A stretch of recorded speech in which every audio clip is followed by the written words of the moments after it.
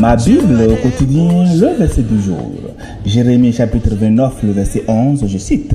« Car je connais les projets que j'ai formés sur vous, dit l'Éternel, projets de paix et non de malheur, afin de vous donner un avenir et de l'espérance. » Fin de citation, glorifions le Seigneur. Dieu a des projets.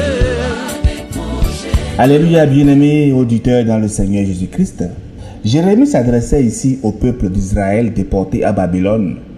Ils ont tout perdu, leur temple, leur terre, leur liberté. Ils vivaient en exil loin de Jérusalem dans un pays païen. Il y a même certains faux prophètes qui leur promettaient un retour rapide. Mais Dieu, par l'entremise de Jérémie, leur annonça donc une vérité quand même un peu difficile. Il dit, l'exil durera 110 ans. Jérémie 29, le verset 10. Imaginez leur désespoir. Pourtant, aucun donc de ce message, Dieu leur dit, je connais les projets que j'ai formés sur vous. Bien-aimés, je connais. Dieu sait ce que nous ne savons pas. Arrêtons-nous juste sur ces deux mots, je connais. Dieu dit qu'il sait quelque chose que nous ne savons pas encore. Mais vous, connaissez-vous ces projets pour votre vie?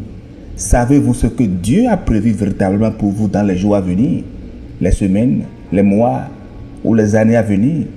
Mais Dieu, lui, il sait tout cela. Imaginez quelqu'un vous dire, j'ai un secret à vous révéler, puis la personne passe sans rien dire. Que feriez-vous? Vous le suivriez, n'est-ce pas? Vous poserez peut-être votre main sur son épaule pour qu'il se retourne et vous lui diriez, dites-le moi, je veux connaître ce secret-là, parce que tout le monde peut le faire ainsi. Le verset nous dit exactement cela, bien-aimés. Dieu nous dit, j'ai un secret à vous confier, j'ai des projets, une volonté que je connais pour vous.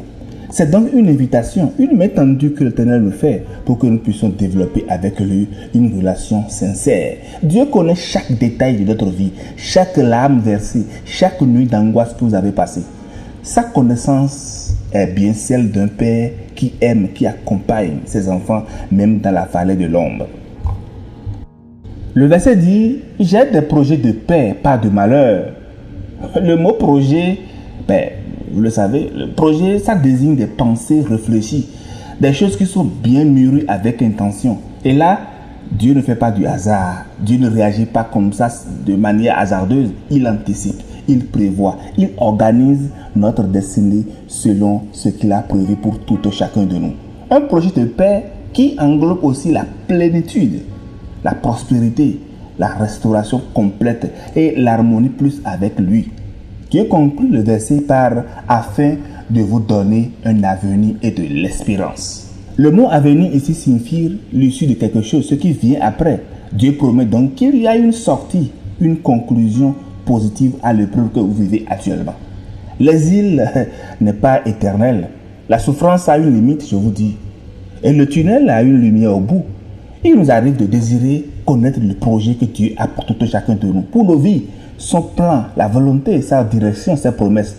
Bien aimé, oui, nous le désirons, mais il y a quelque chose encore de plus important et moi je vois que de plus grand que connaître les projets de Dieu. Nous avons besoin de connaître le Dieu qui a ses projets pour nous. C'est important. Je connais les projets, dit l'Éternel. Oui, mais est-ce que nous connaissons vraiment celui-là qui les connaît, qui connaît ses projets pour nous? Rassurez-vous, Philippiens 1, le verset 6 a affirmé que celui qui a commencé en vous cette bonne œuvre la rendra parfaite. Dieu a effectivement ramené, lorsqu'on lit bien le chapitre, son peuple après 110 ans, exactement comme il l'avait promis. Donc sa parole ne retourne jamais à lui sans effet, nous dit Ésaïe 55, le verset 11.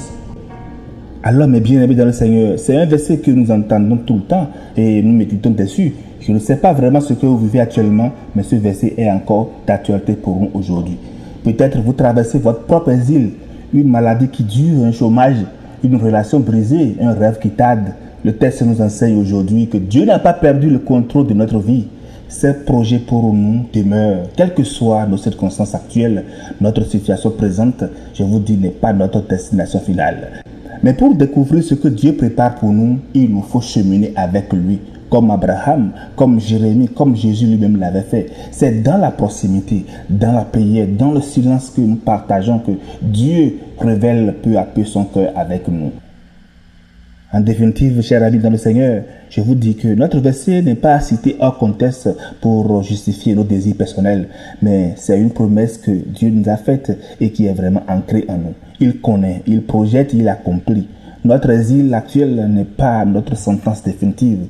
Dieu travaille dans les coulisses de notre vie, tissant un avenir que, je vous dis, nous ne voyons pas encore, mais qu'il lui voit parfaitement. Et il vous invite à le connaître dans ce processus. Bonne méditation et agréable semaine à toutes et à tous dans la fidélité du Dieu de notre Seigneur qui tient toujours ses promesses. Alléluia chez vous.